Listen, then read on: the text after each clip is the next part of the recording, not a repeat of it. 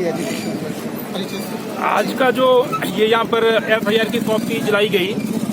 ये संयुक्त किसान मोर्चा जिसमें सैकड़ों किसान संगठन है उसका आह्वान है। और इसलिए क्योंकि न्यूज़ क्लिक एक जो वेबसाइट है, वेब पोर्टल है, उसको चलाने वाले जो लोग हैं, उसके जो प्रमुख हैं प्रबीर पुरकायस्था और उसके साथ साथ बाकी जो पत्रकारों की टीम है, अमित चक्रवर्ती और बाकी पत्रकार,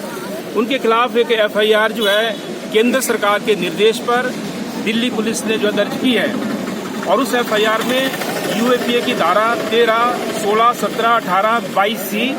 और आईपीसी की धारा 153A और 120B लगाई गई है। और हमारा मानना यह है कि स्वतंत्र पत्रकारिता का गला घोंटने के लिए मोदी सरकार ने कदम उठाया है और किस लिए कदम उठाया ये भी जानना जरूरी है। आप सबको मालूम है हमारे देश के अंदर एक बहुत बड़ा आंदोलन किसानों का हुआ। आंदोलन इसलिए हुआ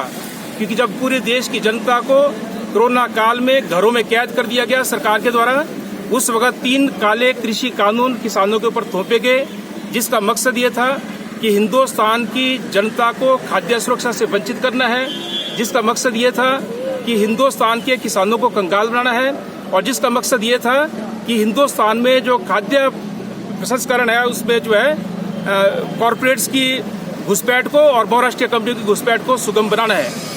उसका विरोध किसानों ने किया, लंबा आंदोलन चला, 700 से ज्यादा किसान शहीद हुए और अंत में मोदी सरकार को झुकना पड़ा।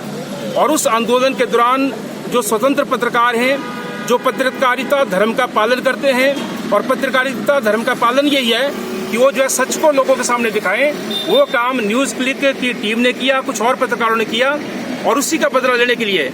और बदला भी क्यों? क्योंकि मोदी सरकार की अपमानजनक हार जो उस आंदोलन में हुई थी, उसको झुकना पड़ा था। और इसलिए उसके लिए जो है न्यूज़ क्लिक के ऊपर एफआईआर दर्ज की गई। और सिर्फ एफआईआर नहीं दर्ज की गई, इस पर यह भी बताया गया एफआईआर में कि ये जो पत्रकार हैं, ये जो न्यूज़ क्लिक के लोग हैं, इन्होंने उस किसान आंदोलन का समर्थन किया जो विदेशी फंड से जो है संचालित था, जो भारत में अशांति फैलाना चाहता था और जो आतंकवादी गतिविधियों को बढ़ावा देना चाहता था। तो ये एक ऐसी झूठी एफआईआर जिसको हास्यास्पद बोला जा सकता है। और हमारा ये मांग है कि जो आपने प्रबीर पुरकायस्था को गलत तरीके से गिरफ्तार किया है यूएपीए के तहत, आपने अमित जो चक्रवर्ती उनको गिरफ्तार किया, उनको रिहा किया जाए, जो भी एफआईआर दर्ज की है उसको खत्म किया जाए। और हमें भी कहना चाहते हैं पिछले 9 साल में हमारे देश के अंदर